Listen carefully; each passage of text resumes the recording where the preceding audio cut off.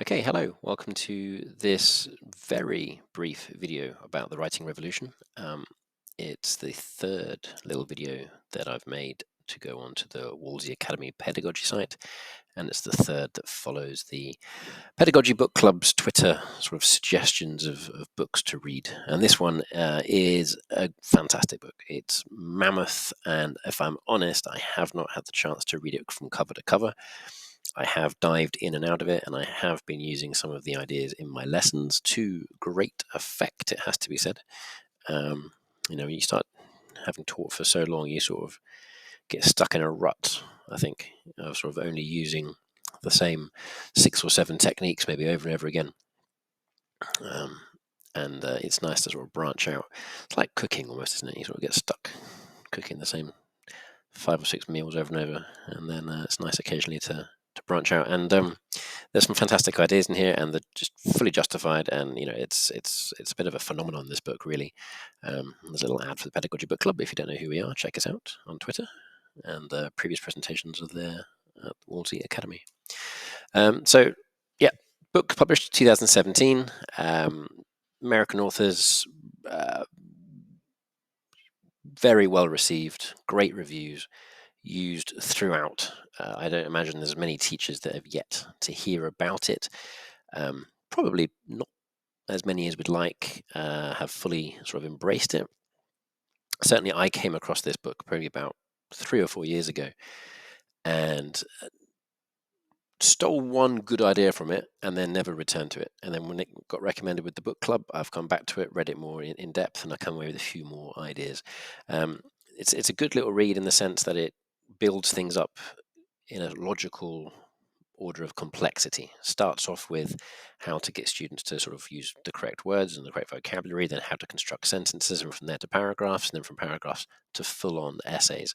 I didn't get sort of all the way through to the end, but as a history teacher myself, it's going to be phenomenal. And I've got a feeling, I don't know if I researched this thoroughly, but in the back of my head, something's telling me that one of these authors is a history teacher in a former life, and many of her examples are history based, which is even more satisfying from a selfish point of view. So I can just quickly talk you through some of the things that I've come away with. This was the thing that I picked up 3 or 4 years ago. It was the use of appositive sentences, which, as you can see from that little diagram down there, it says, Edison, comma, the inventor of the light bulb, comma, is often called US's greatest inventor. So it's I thought this was one of those ideas that's so simple that you don't even think about it, and therefore you don't even teach it, and then the kids don't do it, and then the students' work suffers as a result. Now, I mentioned this to my students, and thankfully, many of them looked at me like I was stupid, and they sort of said, "So we've been doing this since primary school. Like, why are you going over this?" Which is really great to see. Unfortunately, if they have learnt this in primary school, I'd like to see a few more of them doing it. But it is good to see that this is something they teach lower down the school, and it makes a huge difference, especially in my subject of history. One of the key sort of things that hold students back, particularly boys, I find, is that they really, really, really are allergic to putting in that extra level of detail into their work. They're very they sort of like to summarize everything and skip out the color, skip out the detail, and using positive sentences I've found is a really useful way of getting them to do that. Now, the other examples come from a lesson that I made on the Ottomans. You can see here that we've got some examples here from the Ottoman lesson. So I go through them quickly. This is something that I've long felt has been a problem with my students, and it kind of just go back to what I was saying just a moment ago, and it's picked up on in the Writing Revolution book, and it's the difference between spoken and written English.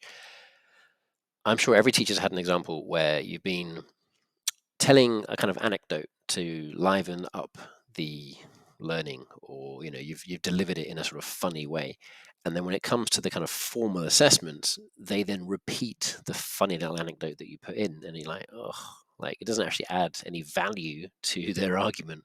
You've only said it to try and lighten the mood in the classroom, and they've sort of taken it as gospel and written it down, and it's like the only thing they've taken away from your lesson. You're like, oh no. So yeah, and especially I think when students are engaged, it's not that they don't read; they read a heck of a lot. On social media, they're reading all the time, but it's kind of short form stuff. They're very rarely engaged in any long form written stuff, and especially very rarely non-fiction stuff. And so it's getting students to understand the difference between spoken and written English. And this is a little exercise where they first of all talk through something, and then they discuss it, and then they write through something, and then they discuss the differences. And it's just trying to get students to understand that the way they speak should not be the way that they write. This is because, but, so. Okay, I've seen this used time and time again, and I have to be honest here, I've very rarely used it myself, and I don't know why, because it seems like an incredibly simple but powerful tool. Um, and you know, had some success using that when they sort of plan, get to the explaining things, putting the extra level of detail in. That's really good. And this one here is sentence combining. Okay, so this was actually quite a useful technique. Students found this task quite engaging. I saw some really good work come out of it. Basically, you stick in 2 or 3 simple sentences, and you get them to use commas to create complex sentences. Again, it just gets them learning, gets them engaging with the content, but importantly, building up their sentences. And it's good practice to see that they see the difference, because I just don't think they know the difference. I don't think they know they're doing simple sentences, right? They don't realize that there's far more depth to their writing, or there could be far more depth to their writing. I just don't think they know that, because they never see it and they never read it. It's not in their experience. And so this definitely helps bring that home. This activity here, sort of similar, about sentence expansion. Okay, sort of asking simple questions, so who, what, where, when, why style questions, in order to generate the details that they will then use to construct their complex sentences. Eh, Most teachers probably do this already, but it's just, if you don't put this step in, students can really struggle to get that extra detail into their work, because they're not thinking about it. It's not in front of them. Whereas if you just make them like a mini plan, really, make them plan out the detail, and then you write it in, and it really works quite well. Here, this was quite good. I used sort of little images to kind of spark conversation in the previous slide to this, which is missing from this presentation, but in the actual lesson, we used these icons to kind of try and construct a story, and then it was about, well, construct an argument, and then it was to use those paragraphs. To pick one of those things and to turn into a paragraph. And again, it's about planning it. It's about not just diving straight in, but taking their time and planning it. And this is something students really struggle with, as we all know, especially in exam conditions, because they're just so worried they're going to run out of time that they just start writing immediately, and as quickly as they can. And very often the quality of what they write suffers as a result. And that is it for the presentation. Okay, a short one this time.